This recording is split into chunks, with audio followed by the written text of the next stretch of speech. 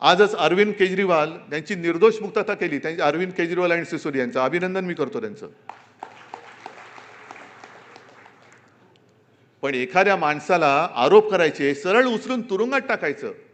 मुख्यमंत्री, देशातल्या एका राज्याचा निवडून दिलेला मुख्यमंत्री, त्या राज्य मंत्रिमंडळातले मंत्री पदावरती असताना तुम्ही तुरुंगात टाकता आणि कोर्टासमोर पुराव्या अभावी त्यांची सुटका होते. मग पुराव्या अभावी त्यांना अटक करणाऱ्यांना आता तुरुंगात टाकलं पाहिजे. टाका त्या अधिकाऱ्यांना आतमध्ये. हे रामराज्य आहे तुमचं? कोणावरही आरोप करायचे, बेलगाम आरोप करायचे. म्हणजे परवा मी विधान परिषदेत बोललो ना, दुर्दैवी घटना घडली आणि अजितदादांचा त्याच्यात मृत्यू झाला. ती श्रद्धांजली वाहताना मी म्हटलं होतं की एखादा माणूस गेल्यानंतर त्याचं महत्त्व गाऊन काय उपयोग आहे. पण तो असतो तेव्हा त्याला जीव द्यावासं वाटेल एवढं त्याला बदनाम करून टाकायचं. 70,000 कोटीचा घोटाळा, अजित पवार चक्की पिसिंग आणि बाजूला नंतर बघितलं तर बाजूला बसिंग.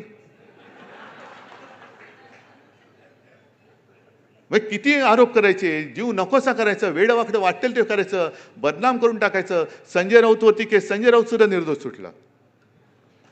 कालच तो कोण कळलं ना तुम्हाला, पुढचं आणखीन बोलायला लावू नका, कारण उघड सत्य आहे.